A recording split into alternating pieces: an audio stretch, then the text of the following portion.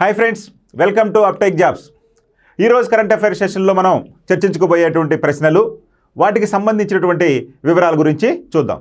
చూసే ముందు మన అప్టెక్ జాబ్స్లో ఉన్నటువంటి కోర్సు వివరాలు కూడా ఒకసారి చూసి ఆ తర్వాత కరెంట్ అఫైర్స్ని చర్చించుకుందాం. ముందుగా ఆంధ్రప్రదేశ్ కానిస్టేబుల్ మెయిన్స్ ఎగ్జామ్కి ప్రిపేర్ అవుతున్నటువంటి విద్యార్థులందరికీ కూడా మన అప్టెక్ జాబ్స్లో క్విక్ రివిజన్ అనేటువంటి కోర్సుని మీకు అందుబాటులో తీసుకురావడం జరిగింది. ఈ క్విక్ రివిజన్ అనేటువంటి కోర్సు కేవలం మీకు 499 రూపాయలే ఉంటుంది. ఇక్కడ మీకు ప్రతి సబ్జెక్ట్ కూడా ఉంటుంది. పర్టికులర్గా అర్థమెటిక్, రీజనింగ్, ప్యూర్ మ్యాథ్స్ ప్రతి సబ్జెక్టుకి సంబంధించి డీటెయిల్డ్గా టాపిక్ వైజ్గా ఎక్స్ప్లెయిన్ చేస్తూ, టాపిక్ వైజ్గా టెస్టులు పెడుతూ ఆ టెస్టులు కూడా ఎక్స్ప్లెయిన్ చేయడం జరుగుతుంది ఈ 3 సబ్జెక్టులకు. ఏదండి? Arithmetic, reasoning, pure maths. ఇక మిగిలినటువంటి జనరల్ స్టడీస్లో మీకు ఎక్కువ సమయం వృధా కాకుండా ప్రతి సబ్జెక్టును కూడా 5 నుంచి 10 గంటల వ్యవధిలో ఎక్స్ప్లెయిన్ చేస్తూ మరలా టాపిక్ వైజ్గా టెస్టులు నిర్వహిస్తూ ఆ టెస్టులను కూడా ఎక్స్ప్లెయిన్ చేయడం జరుగుతుంది ఈ క్విక్ రివిజన్లో భాగంగా. సో కాబట్టి ఈ కోర్సు మీకు బాగా ఉపయోగపడుతుందని నేను ఆశించడం జరుగుతుంది. కాబట్టి మీకు ఇంట్రెస్ట్ ఉన్న వాళ్ళు ఒకసారి వెళ్ళండి. అయితే పర్చేజ్ చేయడానికి ముందే మీకు కొన్ని ఫ్రీ వీడియోస్ ఉంటాయి కాబట్టి ఆ వీడియోస్ చూడండి, నచ్చితే అప్పుడు పర్చేజ్ చేయొచ్చు. ఓకే, ఇక మరొక ప్రధానమైనది, ఇది ప్రధానంగా మన తెలంగాణ రాష్ట్రంలో త్వరలో ఎఫ్ఆర్ఓ మరియు ఎఫ్బిఓ వంటి పోస్టులు రానున్నాయని చెప్పి వార్తలు వస్తూ ఉన్నాయి. దీన్ని దృష్టిలో పెట్టుకొని గతంలో ఉన్నటువంటి లేదా గతంలో జరిగినటువంటి ఎగ్జామ్స్లో ఏ రకమైనటువంటి సిలబస్ను ఫ్రేమ్ చేశారో ఆ సిలబస్కి అనుగుణంగానే మనకి ఇక్కడ మీకు కోర్సుకి ఇవ్వటం జరిగింది. సో కాబట్టి మనకు ఎఫ్ఆర్ఓ మరియు ఎఫ్బిఓ వంటి కోర్సులకు సంబంధించి ఫుల్ కోర్సుని మీకు అందుబాటులో తీసుకురావడం జరిగింది కేవలం 999 రూపాయలతోటి. ఇక్కడ కూడా అంతే, ప్రతి సబ్జెక్టుకి సంబంధించి టాపిక్ వైజ్గా వీడియోలు, టాపిక్ వైజ్గా మెటీరియల్, అదేవిధంగా టాపిక్ వైజ్గా టెస్టులు, ఆ టెస్టులు కూడా ఎక్స్ప్లెయిన్ చేస్తూ మీకు అందించడం జరిగింది ఈ ఎఫ్ఆర్ఓ మరియు ఎఫ్బిఓకి సంబంధించినటువంటి కోర్సుని. Okay, right. First question, who has been appointed as the 26th chief election commissioner of India CEC? భారతదేశ 26వ ప్రధాన ఎన్నికల కమిషనర్గా నియమితులైనటువంటి వారు ఎవరు? మరి నిన్న కరెంట్ అఫైర్స్ అది. ఈ నలుగురిలో ఒకరిని కేంద్ర ప్రభుత్వం ఆధ్వర్యంలో ఉన్నటువంటి మన ప్రధానమంత్రి, హోంమంత్రి మరియు ప్రతిపక్ష నేత అయినటువంటి రాహుల్ గాంధీ గారి ఆధ్వర్యంలో ఉన్నటువంటి త్రిసభ్య కమిటీ కాబోయే చీఫ్ ఎలక్షన్ కమిషనర్ను ఎన్నుకోవడం జరిగింది. దానిని రాష్ట్రపతి గారికి పంపిస్తే రాష్ట్రపతి గారు ఆమోద ముద్ర వేయటంతో ఆయన యొక్క నియామకం కన్ఫామ్ అయింది. సో కాబట్టి ఆయన 26వ భారత ప్రధాన ఎన్నికల కమిషనర్గా పదవీ బాధ్యతలు చేపట్టబోతున్నారు ఈరోజు. సో కాబట్టి ఆ యొక్క వ్యక్తి ఎవరు అని అడుగుతున్నాడు. ఎవరండి? First one Rajiv Kumar, Gyanesh Kumar, Vivek Joshi, doctor Sukhbir Singh Sandhu. వీరిలో 26వ ప్రధాన ఎన్నికల కమిషనర్గా నియమితులు అవుతున్నటువంటి వ్యక్తి ఎవరయ్యా అంటే జ్ఞానేష్ కుమార్. ఈయన ప్రస్తుతం ఎన్నికల కమిషనర్గా ఉన్నారు. ఎన్నికల కమిషనర్ నుంచి ప్రధాన ఎన్నికల కమిషనర్గా పదవి మనకి చేపట్టబోతున్నారు. సో కాబట్టి ఈయన 26. మరి 25వ చైర్మన్గా గతంలో ఎవరున్నారండి? ఈయనకి ముందు ఎవరున్నారండి అంటే రాజీవ్ కుమార్ ఉన్నారు. ఈయన 25th chief election commissioner of India. ఇక వీరిద్దరు వివేక్ జోషి కూడా కొత్తగా ఈ యొక్క ఎన్నికల కమిషనర్. మరి ఈ యొక్క జ్ఞానేష్ కుమార్ గారు ఎన్నికల కమిషనర్, ప్రధాన ఎన్నికల కమిషనర్ అవుతున్నారు కదా, ఆ పోస్ట్ ఖాళీ అయితే ఆ పోస్టులో ఈ వివేక్ జోషి గారిని నియమించడం జరిగింది. సో కాబట్టి ఇప్పుడు ప్రధాన ఎన్నికల కమిషనర్గా ఎవరు నియమితులయ్యారు అంటే జ్ఞానేష్ కుమార్. Okay, right. చూడండి, చీఫ్ ఎలక్షన్ కమిషనర్గా జ్ఞానేష్ కుమార్. భారతదేశ 26వ ప్రధాన ఎన్నికల కమిషనర్గా జ్ఞానేష్ కుమార్, ఎన్నికల కమిషనర్గా డాక్టర్ వివేక్ జోషిలు నియమితులయ్యారు. ఎందుకు వివేక్ జోషి ఒకేసారి తీసుకున్నారు అంటే ఆల్రెడీ ప్రజెంట్ ఈ జ్ఞానేశ్వర్ కుమార్ గారు ఎన్నికల కమిషనర్గా ఉన్నారు. ఆయనకి ప్రధాన ఎన్నికల కమిషనర్ అనేటువంటి పదోన్నతి రావడంతో ఆయన ప్లేస్లో ఖాళీ అయినటువంటి దాన్ని డాక్టర్ వివేక్ జోషి తోటి పూర్తి చేయడం జరిగింది ఎన్నికల కమిషనర్గా.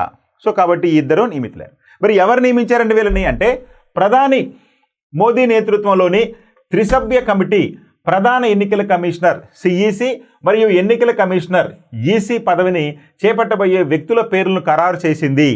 ఈ కమిటీలో ప్రధాని మోదీతో పాటుగా కేంద్ర హోంమంత్రి అమిత్ షా గారు, అదేవిధంగా లోక్సభలో ప్రతిపక్ష నేత అయినటువంటి శ్రీ రాహుల్ గాంధీ గారు సభ్యులుగా ఉన్నారు. ఓకే, చూడండి, ఈయన జ్ఞానేష్ కుమార్ గారు ఈరోజు పదవీ బాధ్యతలు చేపట్టనున్నారు ప్రధాన ఎన్నికల కమిషనర్గా. రైట్. ఇక సిఈసి ఈసీ పదవులకు ఎంపిక చేసిన పేర్లను రాష్ట్రపతి ద్రౌపది ముర్ముకు సిఫార్సు చేయగా ఆమె ఆమోదం తెలిపారు.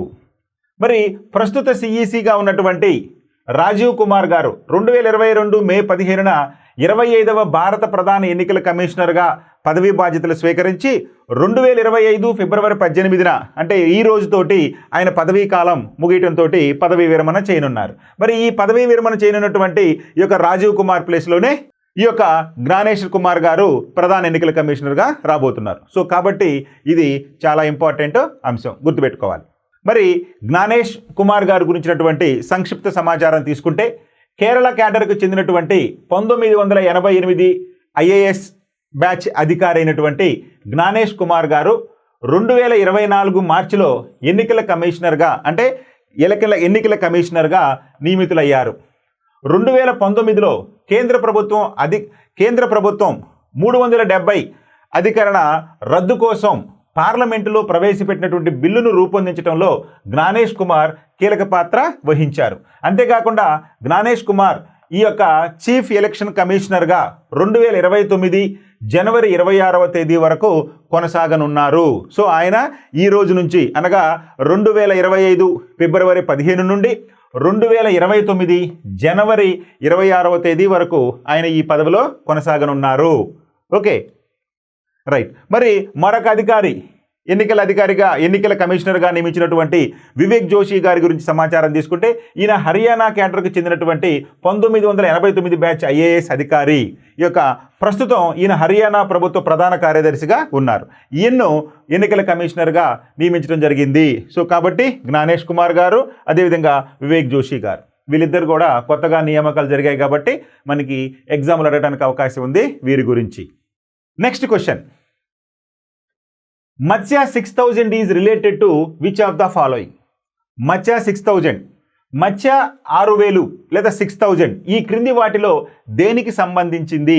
మత్స్య 6000 అనేది ఈ క్రింది వాటిలో దేనికి సంబంధించింది?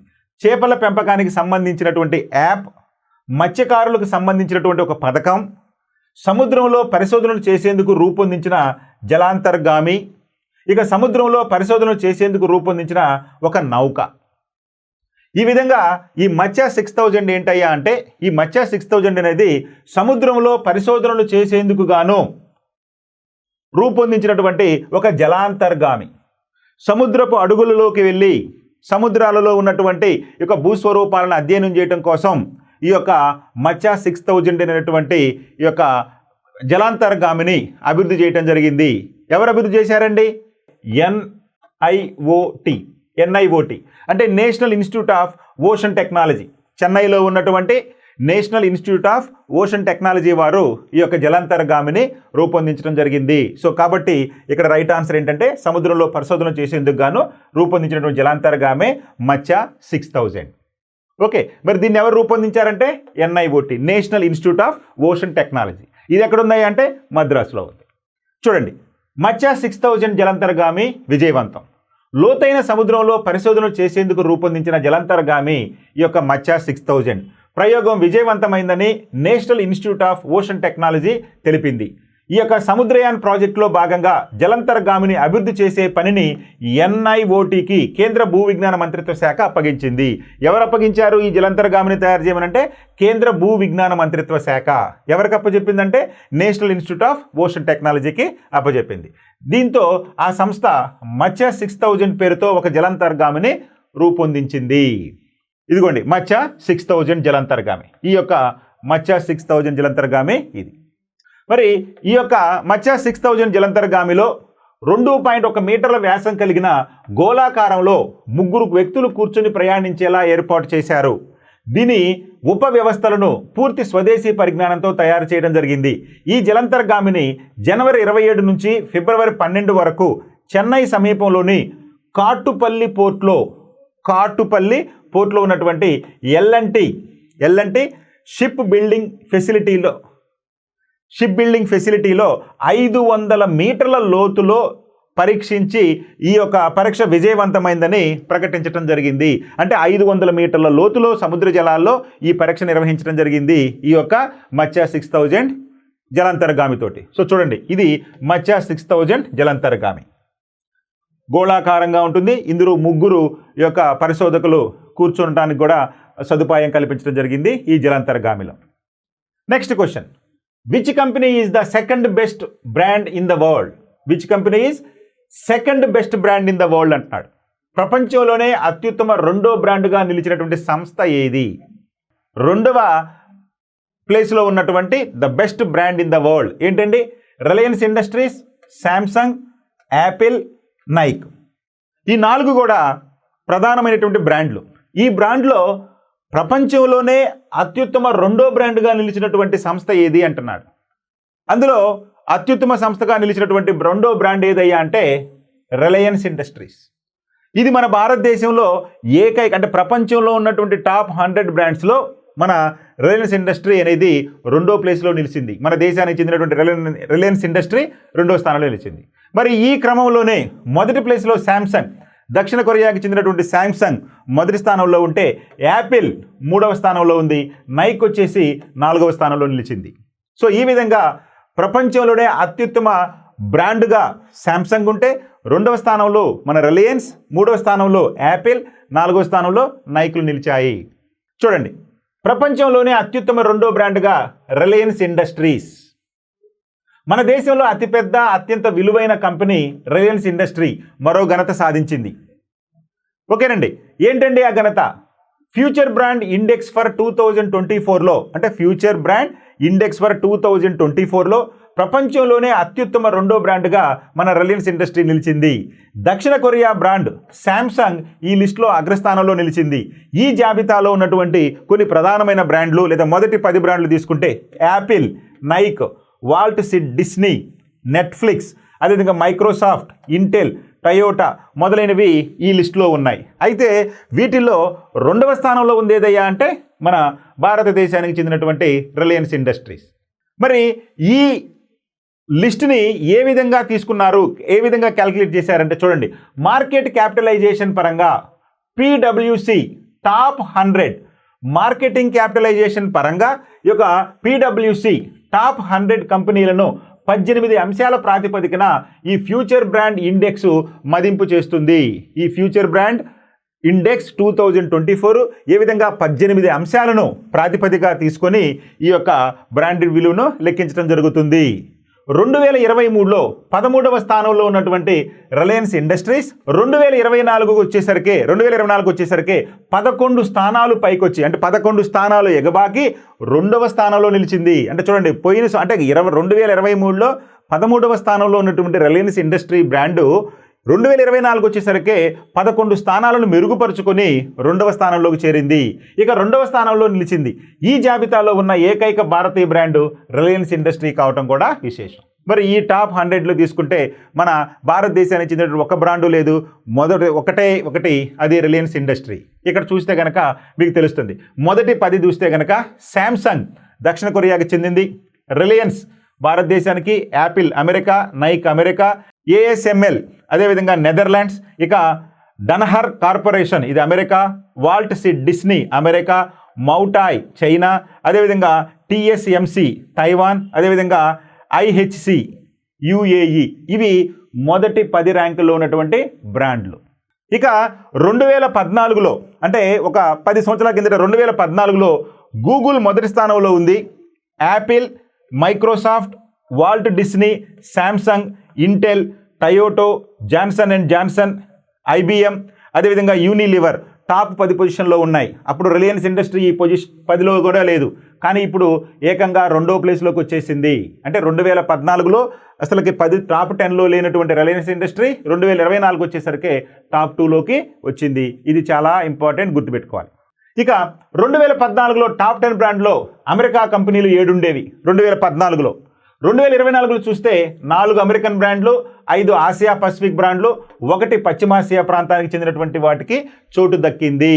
చూసుకోండి, అంటే అమెరికాను కూడా పోటీ ఇస్తూ గట్టిగా ఈ యొక్క ఆసియా పసిఫిక్ దేశాలకు చెందినటువంటి దేశాలలో ఉన్నటువంటి కంపెనీలు అమెరికాలో ఉన్నటువంటి కంపెనీలకు గట్టి పోటీ ఇస్తుందని దీన్ని బట్టి మనకి అర్థమవుతుంది.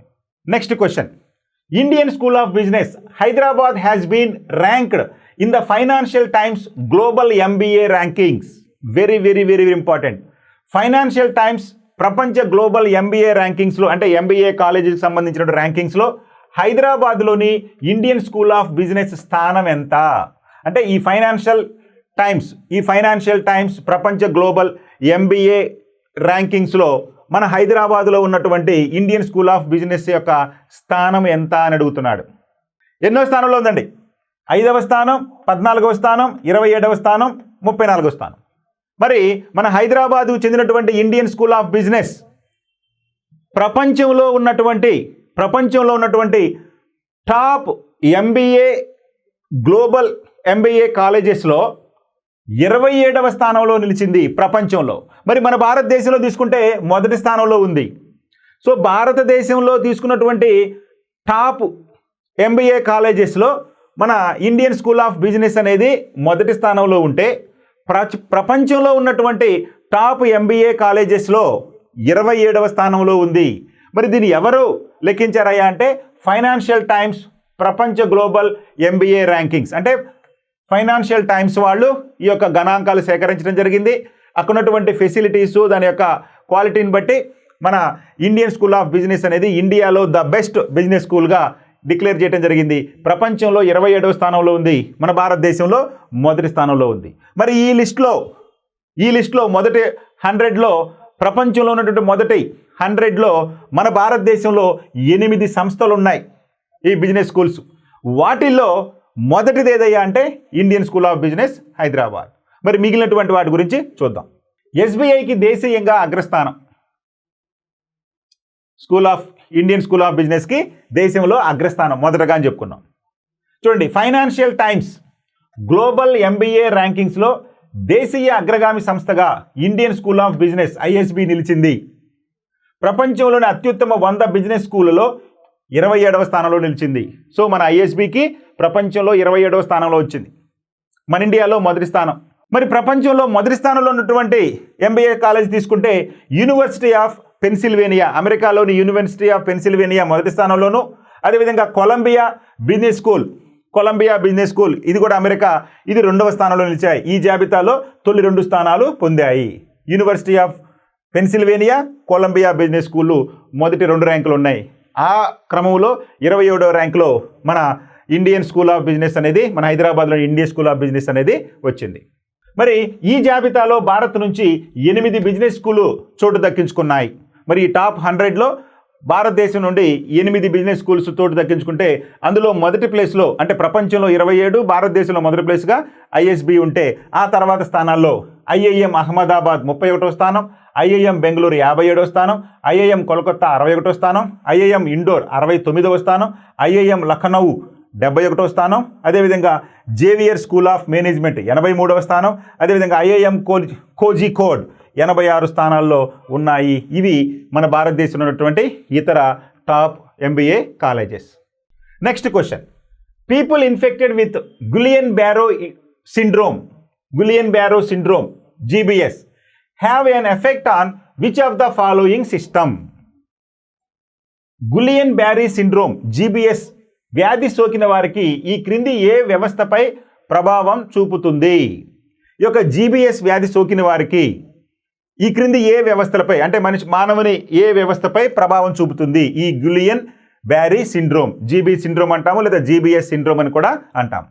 ఇమ్యూనిటీ పైన, నాడీ వ్యవస్థ పైన పక్షవాతం రావచ్చు, అదేవిధంగా పైవన్నీ అన్నాడు. సో యాక్చువల్గా ఈ గులియన్ బ్యారీ సిండ్రోమ్ సోకితే శరీరంలోని ఈ అన్ని అవయవాలపై ప్రభావం చూపుతుంది. ఈ ఒక్కటే అని చెప్పడానికి లేదు, అది ఇమ్యూనిటీని దెబ్బతీయొచ్చు, నాడీ వ్యవస్థ మీద పడవచ్చు, అదేవిధంగా పక్షవాతం కూడా రావచ్చు. సో కాబట్టి పైవన్నీ సరైనవే. All of the above are correct. ఇక్కడ చూడండి, కలుషిత నీరు, ఆహారం వల్లే జీబీ సిండ్రోమ్ మనం చెప్పుకున్నాం కదా, జీబీఎస్. ఇప్పుడు ఎందుకండి, ఇప్పుడు లేటెస్ట్గా ఇది మహారాష్ట్రలోని పూణే ప్రాంతంలో వెలుగులోకి వచ్చింది ఈ యొక్క సిండ్రోమ్, జీబీ సిండ్రోమ్ అనేది వెలుగు, అందుకనే వార్తల్లోకి వచ్చింది. కాబట్టి ఇది మనకి కరెంట్ అఫైర్స్గా మనం చర్చించుకుంటున్నాం.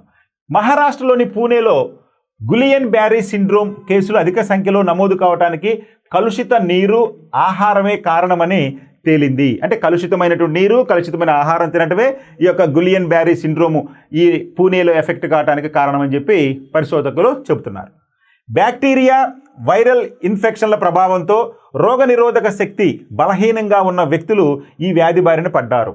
ఎవరైతే ఇమ్యూనిటీ పవర్ తగ్గిపోయిందో, ఇమ్యూనిటీ పవర్ ఎవరికైతే లేదో వారు ఈ వ్యాధిని బారిన పడ్డారని చెప్పి పేర్కొనడం జరిగింది. అంటే బ్యాక్టీరియా, వైరల్ ఇన్ఫెక్షన్ల ప్రభావంతో రోగనిరోధక శక్తి బలహీనంగా ఉన్న వ్యక్తులు ఈ వ్యాధి బారిన పడ్డారు. చూడండి, ఈ యొక్క వ్యాధికి సంబంధించిన వైరస్సు, అదేవిధంగా నాడీ వ్యవస్థ.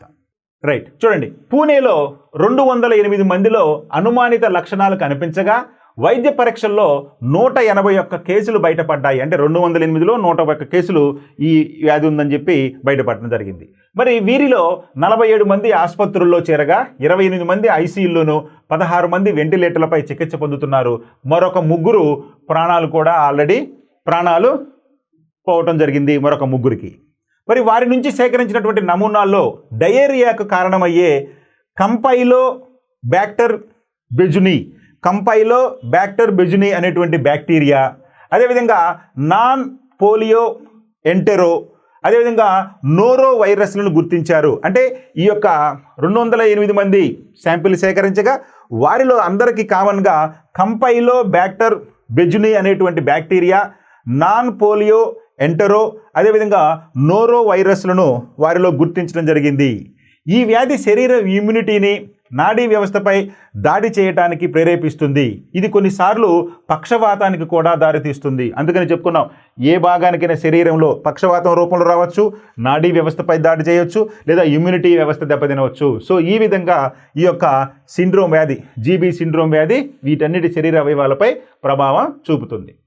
ఇక చివరకు అధికారులు అక్కడ బాధితులు కలుషిత నీరు, ఆహారం తీసుకోవటం వల్లే ఈ వ్యాధి బారిన పడినట్లు పేర్కొన్నారు. అంటే ఆ పూణే ప్రాంతంలో ఎక్కడైతే ఈ వ్యాధి కనుగొన్నారో అక్కడ అందరికీ చేస్తే వీరు కలుషితమైనటువంటి ఆహారము, నీరు తీసుకోవటం వల్ల ఈ వ్యాధి సోకిందని, జీబీఎస్ వ్యాధి సోకిందని చెప్పి పేర్కొనటం జరిగింది. ఏంటి ఈ గులియన్ బ్యారీ సిండ్రోమ్? అసలు ఈ జీబీఎస్ అంటే ఏంటి? దీనికి ఆ పేరు ఎందుకు వచ్చిందంటే చూడండి, దీనిని జీబీఎస్ సిండ్రోమ్ అని కూడా అంటారు. ఈ సిండ్రోమ్కు ఫ్రెంచ్ న్యూరాలజిస్టులు అయినటువంటి జార్జెస్ గులెయన్ మరియు జీన్ అలెగ్జాండర్ బ్యారీ పేరు పెట్టారు. వీరు ఫ్రెంచ్ వైద్యుడు ఆండ్రే స్ట్రోల్తో కలిసి 1916లో ఈ సిండ్రోమ్ గురించి వివరించారు. సో ఈ సిండ్రోమ్ గురించి మొట్టమొదటిసారిగా ఈ యొక్క గులియన్ అనేటువంటి ఆయన మరియు బ్యారీ అనేటువంటి ఆయన కనుగొనడంతో ఎవరితో కలిసి, ఆండ్రే స్ట్రోల్తో కలిసి 1916లో దీన్ని కనుగొనడం వలన ఈ యొక్క వ్యాధికి జీబీ సిండ్రోమ్ అని చెప్పి పేరు పెట్టడం జరిగింది. ఆయనే ఇగోండి జార్జెస్ గులియన్. Okay, thank you.